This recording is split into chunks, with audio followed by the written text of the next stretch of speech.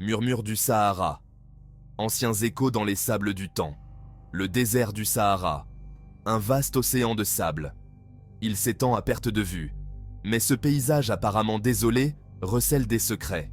Ce sont des murmures d'un passé lointain. Une époque où le Sahara était un endroit très différent. Il y a des milliers d'années, le Sahara était vert et vivant. Des rivières coulaient à travers la terre, des lacs scintillaient sous le soleil, et les gens prospéraient dans cet environnement luxuriant. Nous le savons parce qu'ils ont laissé leur marque. Nous trouvons leurs traces gravées dans la roche même du désert.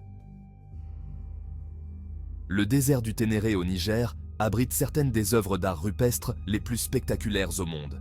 Ces gravures, dont certaines remontent à 8000 ans, représentent une époque où les éléphants, les girafes et même les crocodiles parcouraient cette terre désormais aride. Nous voyons des images de chasseurs, de bergers et de danseurs. Ils nous offrent un aperçu de la vie et des croyances de ces anciens peuples sahariens. Mais le climat a changé. Le Sahara a commencé à se dessécher. La terre autrefois fertile s'est lentement transformée en le désert que nous connaissons aujourd'hui. Pourtant, les échos de ces civilisations perdues subsistent gravés dans les rochers, attendant d'être découverts. Ils nous rappellent que même dans les environnements les plus difficiles, la vie trouve un chemin, et les histoires humaines perdurent, transmises de génération en génération, murmurées par les vents du désert. Des cendres des anciennes civilisations ont émergé de puissants empires. L'un de ces empires a laissé une marque indélébile au Niger, l'empire Songhai. Cette puissance ouest-africaine, à son apogée au XVe et XVIe siècle, s'étendait de la côte atlantique au Nigeria actuel. Et à son cœur se trouvait le fleuve Niger, une ligne de vie pour le commerce et une source d'immenses richesses. Les Songhai ont bâti leur empire sur le commerce. Gao, leur capitale, grouillait de marchands venus de tout le Sahara. Ils échangèrent de l'or, du sel, des esclaves, des noix de cola et d'autres produits précieux. Les chameaux, les navires du désert, traversaient péniblement les sables chargés de marchandises. Le fleuve Niger, qui coulait au cœur de l'empire, servait d'artère vitale au commerce. Ce commerce a apporté une immense richesse aux Songhai, alimentant leur expansion et solidifiant leur pouvoir. Mais les Songhai étaient plus que de simples commerçants. Ils étaient des érudits et des intellectuels. Tombouctou, une ville de leur empire, est devenue un centre renommé d'apprentissage islamique. Des érudits ont afflué vers ces prestigieuses universités, attirés par la richesse des connaissances contenues dans ces bibliothèques. Les Songhai ont embrassé les traditions islamiques tout en préservant leur propre héritage culturel riche. Sous les Songhai, le Niger a connu un âge d'or. C'était une époque de prospérité, d'érudition et d'échanges culturels.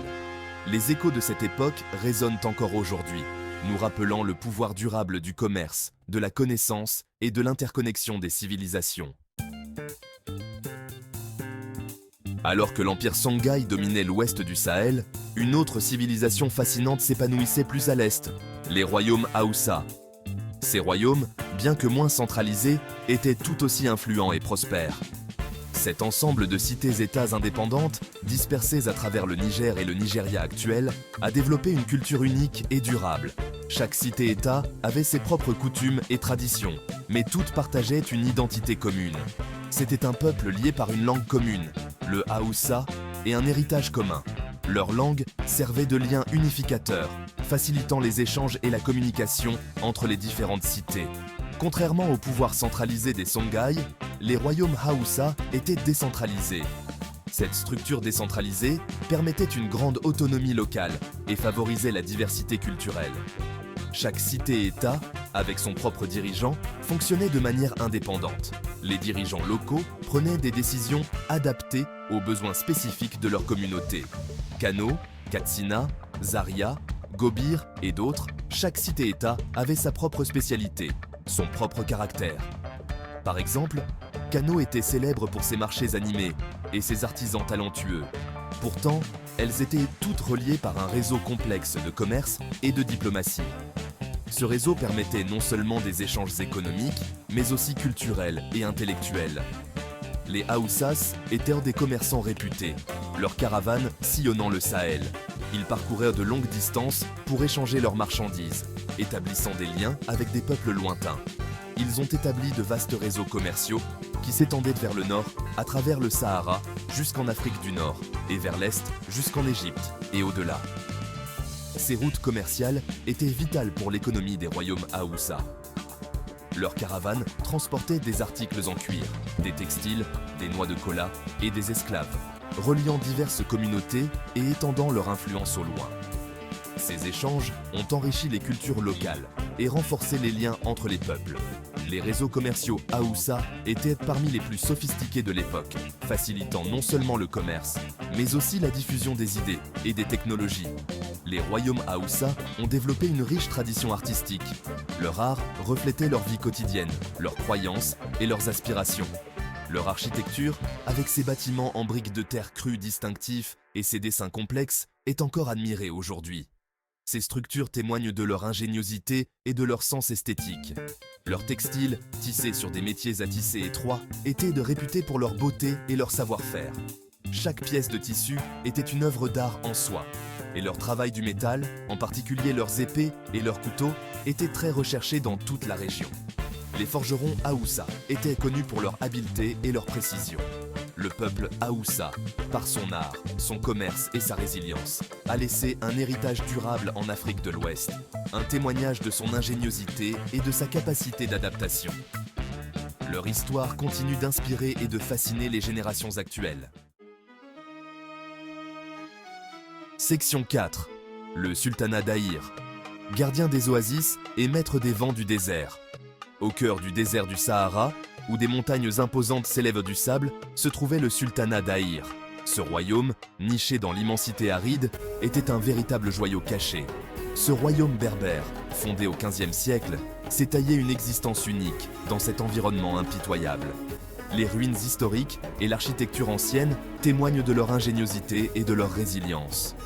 Le peuple d'Aïr, connu sous le nom de Kel-Aïr, était maître de la survie, s'adaptant aux conditions difficiles du désert et construisant une civilisation au milieu des dunes. Leur mode de vie était un exemple de symbiose avec la nature. Les montagnes de l'Aïr, avec leurs pics volcaniques et leurs vallées cachées, offraient un refuge contre la chaleur implacable du désert. Ces montagnes étaient non seulement un abri, mais aussi une source de ressources vitales. Les Kel-Aïr, agriculteurs et éleveurs qualifiés, cultivaient des dattiers, du mil et d'autres cultures dans les oasis fertiles qui parsemèrent la région. Ces oasis étaient des havres de verdure dans un océan de sable. Ils élevaient des chameaux et des chèvres, naviguant avec aisance dans les cols de montagnes dangereux et les vastes plaines désertiques. Leur connaissance du terrain était inégalée. Agadez, la capitale du sultanat, est devenue un carrefour vital pour le commerce transsaharien. La ville, avec son architecture en briques de boue, est un témoignage vivant de leur héritage. Des caravanes chargées de sel provenant des mines de sel de Bilma au nord passaient par Agadez en direction du sud vers les royaumes Haoussa et au-delà. Ces caravanes étaient les artères vitales du commerce. Les Kel-Aïr, commerçants et diplomates avisés, contrôlaient ces routes commerciales vitales, percevant des taxes et assurant la sécurité du passage des marchandises. Leur influence s'étendait bien au-delà de leurs frontières. Le sultanat d'Aïr, un phare de civilisation au cœur du Sahara, a démontré la résilience de l'esprit humain. Les monuments historiques et les sites du patrimoine culturel sont des témoins silencieux de leur grandeur passée. Les Kel-Aïr, avec leur culture unique, leur maîtrise du désert et leur position stratégique, ont joué un rôle essentiel dans le façonnement du destin du Niger et de la région du Sahel au sens large. Leur héritage continue d'inspirer et de fasciner. Section 5. Askia Mohammed, l'empereur érudit qui a mené les Songhai à leur apogée. Askia Mohammed Ier, également connu sous le nom d'Askia le Grand, est une figure dominante de l'histoire du Niger. Son influence et ses réalisations ont laissé une empreinte indélébile sur la région et au-delà. Montant sur le trône de l'empire Songhai en 1493, Askia Mohammed était un dirigeant visionnaire, un stratège militaire compétent, un musulman pieux et un mécène des arts et des sciences. Son ascension au pouvoir a marqué le début d'une nouvelle ère pour l'empire. Son règne a marqué l'apogée de l'empire Songhai, un âge d'or d'expansion, de prospérité et de réussite culturelle. Sous sa direction, l'empire a atteint une stabilité et une richesse sans précédent. Askia Mohammed était un politicien avisé et un brillant chef militaire. Il a su naviguer les complexités politiques de son temps avec une habileté remarquable. Il a détendu l'empire Songhai à sa plus grande étendue, conquérant les royaumes voisins et s'assurant le contrôle des routes commerciales vitales. Ces routes étaient essentielles pour le commerce de l'or, du sel et d'autres marchandises précieuses. Il a réorganisé l'armée, introduisant de nouvelles tactiques et technologies militaires, et a établi un système de gouverneurs provinciaux pour administrer plus efficacement son vaste empire. Cette réorganisation a permis une gestion plus efficace et une meilleure défense des frontières. Musulman fervent, Askia Mohammed a fait un pèlerinage à la Mecque, un voyage qui a profondément influencé son règne. Ce pèlerinage a renforcé ses convictions religieuses et a inspiré de nombreuses réformes dans son empire. Il est retourné dans l'empire Songhai, déterminé à renforcer l'islam et à promouvoir l'érudition islamique. Il a encouragé l'étude des sciences religieuses et a soutenu les savants islamiques. Il a établi des écoles islamiques et des mosquées dans tout l'empire et a invité des érudits renommés du monde musulman à enseigner à Tombouctou, renforçant ainsi sa réputation de centre d'apprentissage islamique. Tombouctou est devenu un centre intellectuel majeur, attirant des étudiants de partout. Le règne d'Askia Mohammed a été une période de paix et de prospérité pour l'empire Songhai. La stabilité politique et économique a permis un développement culturel florissant.